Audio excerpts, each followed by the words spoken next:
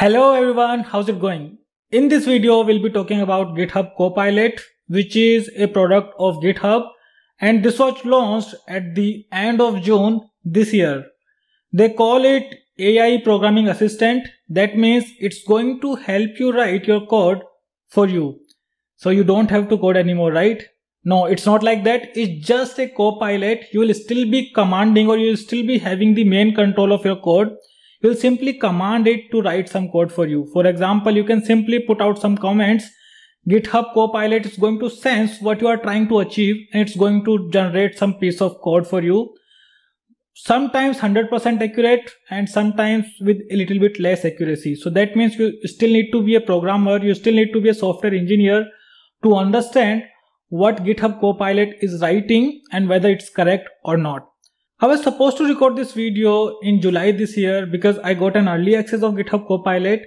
Now this means it's not generally available. It's not available for everyone. You still need to sign up for this one, and they'll ask you some questions. And once you sign up, you will be placed in a queue. And once they choose you, once you get the access of GitHub Copilot, you'll get an email, and then you can start using it in your VS Code. But don't worry, I'm going to tell you how you can sign up for GitHub Copilot and how you can set it up in your VS Code. Now, in the past couple of months, I have seen a lot of videos on YouTube where people are talking about whether GitHub Copilot is going to take your job or not. So I would say just ignore those videos, and if someone tells you like GitHub Copilot is going to take away your software engineer job in future, just ignore it because it's still not that trained. It's just a copilot. You'll still have the main command, you'll still command it what to write and what not, and then you still need to check it whether it's going to write the correct code for you or not. So just ignore those videos. My take is it's going to help you increase your productivity, it's going to help you write some code for you, and it's going to help you save a lot of time because we spend quite a lot of time on Google or on Stack Overflow searching for different solutions. GitHub Copilot can do that job for you. It's going to show all those suggestions right within your code editor. So without any further ado, let's start this video where I'm going to tell you everything about GitHub Copilot, and we'll be writing a lot of code in this video. We'll be taking suggestions from GitHub Copilot and we'll be checking whether the suggestions are accurate or not. So let's start this video.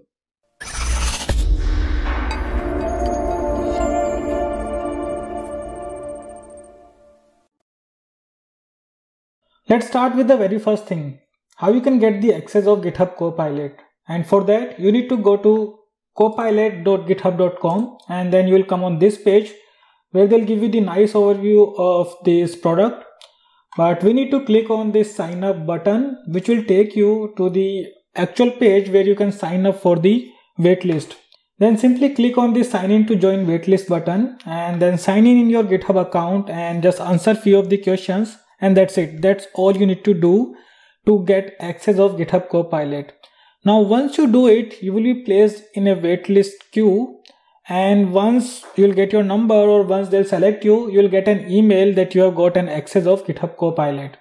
So that's the very first step. And once you get your access, the next thing that you need to do is to download the GitHub Copilot extension in your VS Code. So let's go to our VS Code now, and I'll show you the extension. So here, if you go to extension and search for Copilot, you will see the GitHub Copilot right here, and you can see that I already have it installed in my VS Code. So these are the two things that you need to do in order to get the access of GitHub Copilot.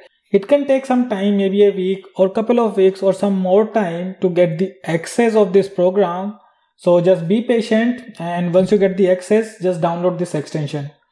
Let me close this now. And now here I have a simple project called GitHub Copilot. And within this project, I have this blank JavaScript file called app.js. And here we'll be writing a lot of code. I'll be showing you how GitHub Copilot can suggest some piece of code to us. So the first thing, we'll be talking about the data. The GitHub Copilot can suggest you some data. You can build your arrays, or you can generate your dummy data within your VS Code with the help of GitHub Copilot.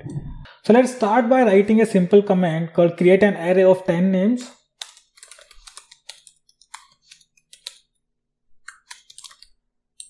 So that's our command. Now let's go to our next line and start writing our code to build our array.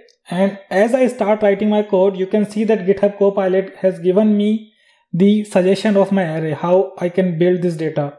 And it has given me some dummy names here. And I think all of these names are unique. So let's build something else. Let's, get some duplicate names as well. So I'm going to write 10 names with some duplicate values. And now GitHub Copilot will sense it and it will give us suggestion based on that. And now if you see that we have John and John duplicate here, we see John so many different times. So this is how you can generate your data, and it senses your command, and based on that it gives you the suggestions. So let's simply accept. Now here, if you want to accept the suggestion, you can simply press tab on your keyboard, or you can simply hover over it and click on accept this solution. If there are multiple solutions, then this next and previous button will also be enabled, where you can switch through different solutions. Or you can also open the Copilot within VS Code. So once you click on open GitHub Copilot, you will notice that GitHub Copilot will bring all these suggestions right here. So there are like multiple suggestions, and if you want, you can accept any of these. So let me just accept maybe this one. This one looks nice, so let's accept this solution. And it has some duplicates as well, so that's it. And it comes with a lot of other data. I don't want it, so let's get rid of this. Or the other way would be to, let me just remove it one more time, and I'll show you that just by simply pressing tab, you can accept a solution. So that's it. Now we have our array. Now what I want, it has some duplicate values, so I want all the unique values from this array. So I'm going to write a command called get unique names, and you will see that it's going to give me a suggestion where it's simply bringing all the unique names to a new array. Now let's also sort our array, sort by maybe name, sort by name, although it only has name, so that doesn't matter. And you would see that it is sorting our array. Let's go a level deep, and now this time I want to get all the names where the name starts with maybe M. So get all the names where name starts with M. And now if you'll wait for some time, it's going to give you some suggestions, and this time it is filtering our array and it's only getting all those names where the name starts with M. And all these solutions are 100% accurate so far. Maybe we'll see some example where it's not actually 100% accurate. So this was a simple array, and we have manipulated it with some functions, but GitHub Copilot can do more. It can also generate the objects data. That means you can also generate some data with some properties as well. So let's do that. We are going to build an array of 5 flights, and it's going to have some flight properties as well, like from where the flight is starting. That means the source and destination, duration, and all that stuff. So let's go to our next line, and I'm going to create a command here, create an array of objects with ID, name, maybe source, destination, and duration. I think this should be enough. Let's go to our next line, and it has sensed that we are trying to build the flight data, so it has named our variable as flights. Let's go to next line.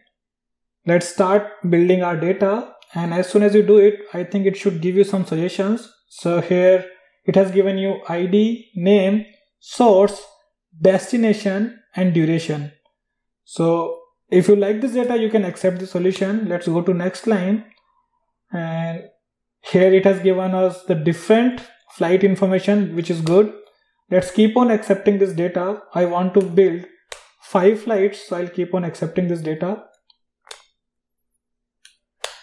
And that should be enough. So I'm going to close. It will keep on guessing, or it will keep on giving you more suggestions. So if you are done, you will simply close this array. That's it.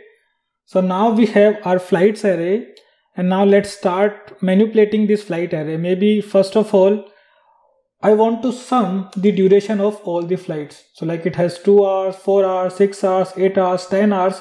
So let's sum the duration of all the flights.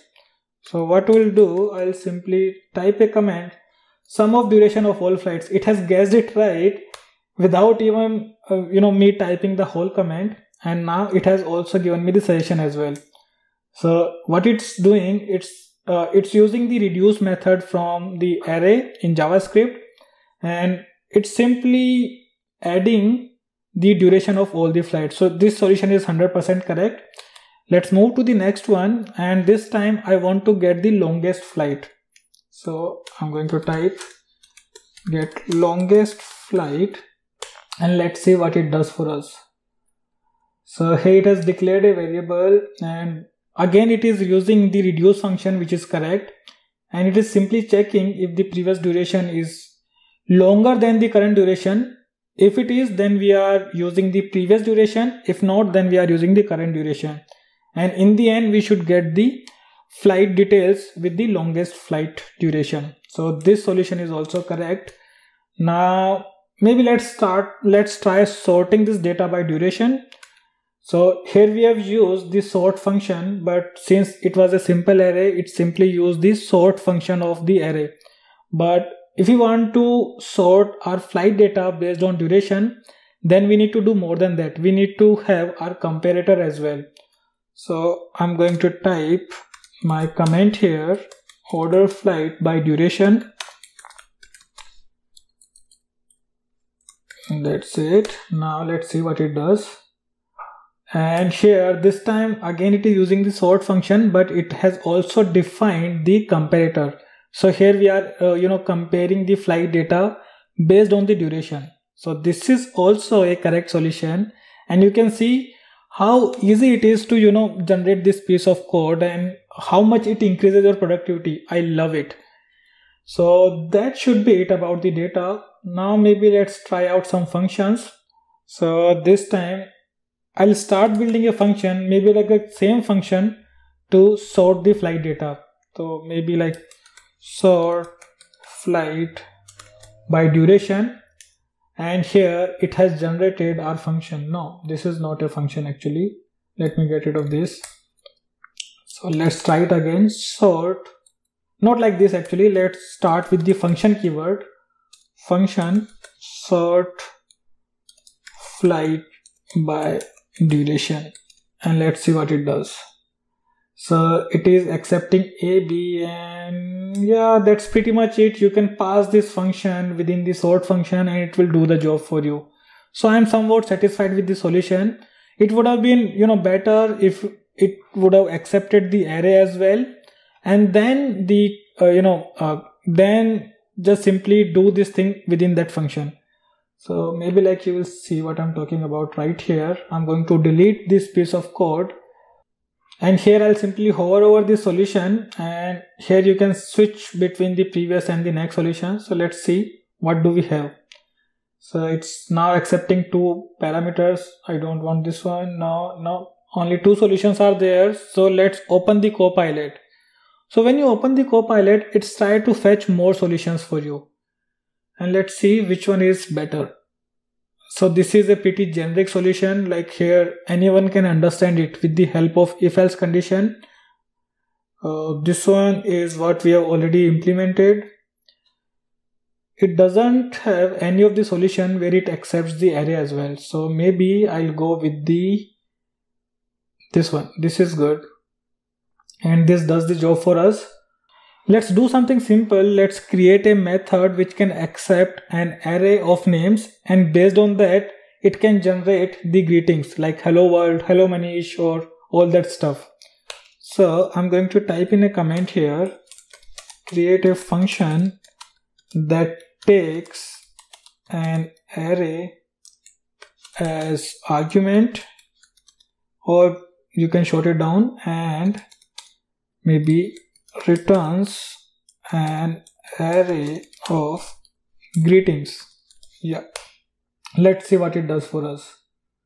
So here it has given us the greeting suggestion, which we don't want because we want to generate a function. How it is missing that part? So yeah, that's why it cannot take away your job, because it cannot do everything for you. So maybe let's build a function. Let's name it as greetings, and then it should give us some suggestions. Yeah, now this is correct. So it is accepting an array, and based on that it is giving us a new array. So look at this map function. So that means we are building a new array, and this time we are simply adding the hello world before the name. So this is good. Now let's try something else. Let's try to get hour, minutes and seconds from seconds. So I'm going to write a comment, get hour, minutes, seconds from seconds. Let's see. Does it give us anything? Yeah, it is building a function get time, and this is what it is doing. And this is accurate. Only thing is here we are accepting the seconds and we are trying to declare it one more time. So this won't work. It's going to give us an array because we are having a duplicate variable. So we can change it, maybe like let's use seconds remaining. So seconds are, and now this should be good. So here we can say like it's 90% accurate, not 100% accurate, but still it has saved you a lot of time. If you didn't know how to do it, then you would have gone to Google or Stack Overflow to search for exact same solution, right? So this is still good. So we have explored data, methods, and now let's try to explore DOM. So let's add a comment, add an event listener on body.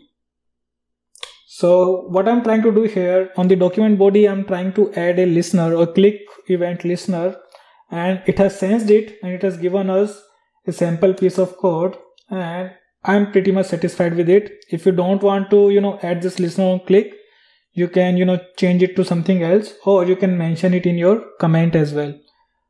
So this is how you can generate a code. But let's see, this piece of code is not complete yet because we still need to close our function. So let's see if it does that for us or not. Okay, it does. So that's good. Now what I want to do, let's also add an event listener on our window object for resizing. So when you resize your window, we should get an event. We should actually listen to that event. So let's see if it does that job for us. So I'm going to use add resize listener on window, and that's it. And it has sensed it correctly. It is using the window object, which is correct. It is using the resize event, which is correct.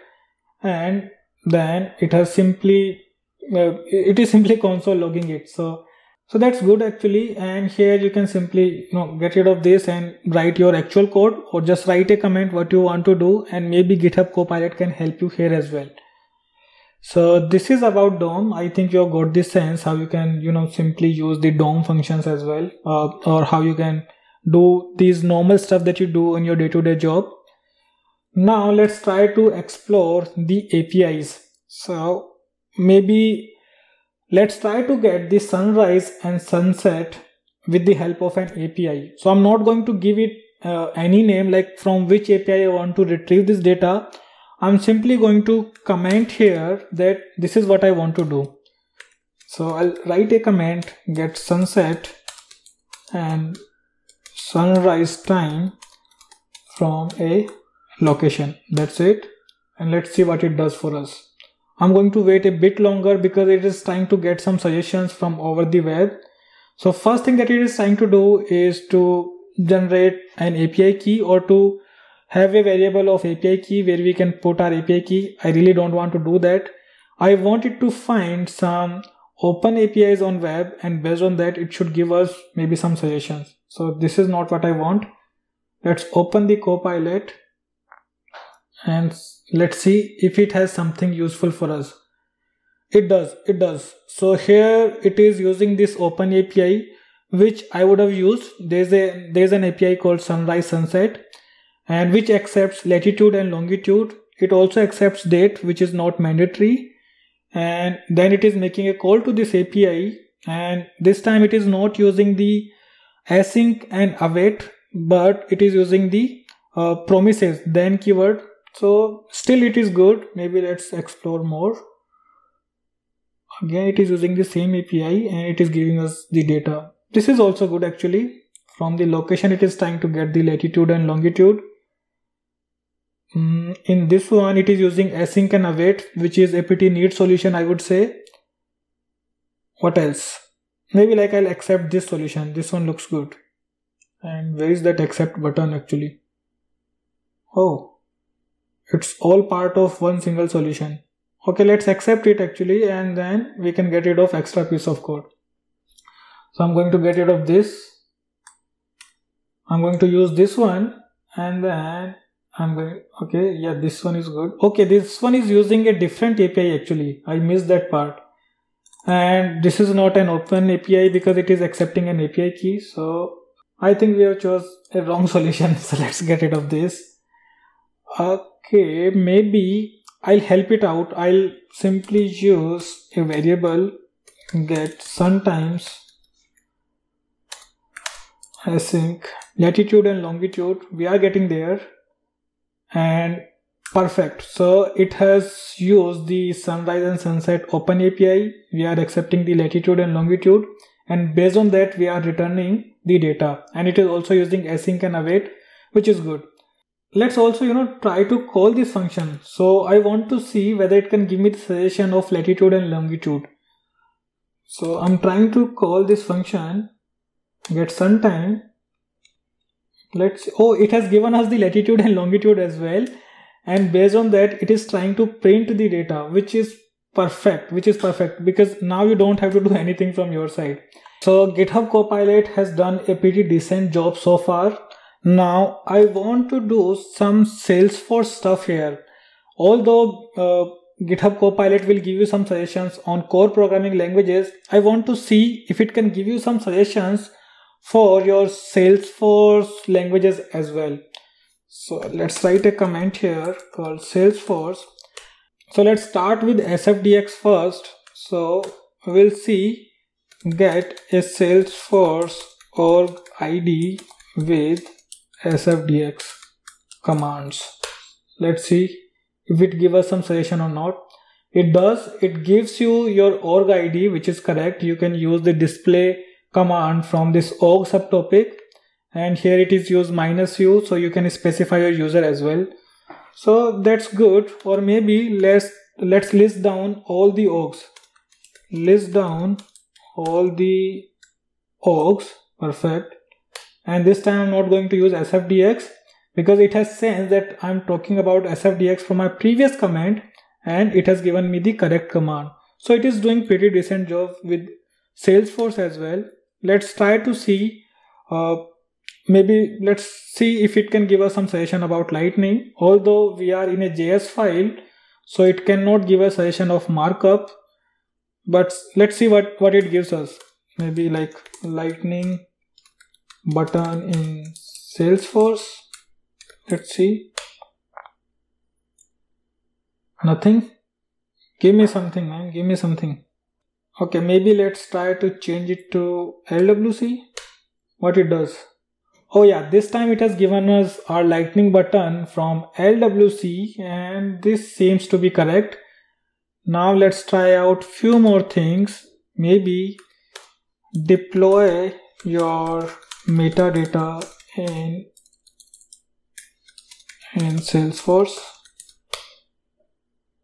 and it has given us our SFDX command, MD-API command to deploy our metadata. This is again correct. So I think GitHub Copilot is doing pretty decent job for core technologies, and I think for Salesforce as well, and most of the time the solutions are correct. And I think that should be all in this video. I think you have got the gist of what it does. It's definitely not here to take your job. It's here to increase your productivity. As we have seen, some of the solutions are 100% correct, but some of these solutions need a minor tweak or something, or at least it will give you some idea to how to build your solution. So that's all in this video. If you liked my content, give this video a thumbs up, share this with your network or your connections or your colleagues. Comment on this video what you want next from SFDC Facts Academy, and also subscribe to this channel to get the updates of my latest videos. Thank you guys. Have fun.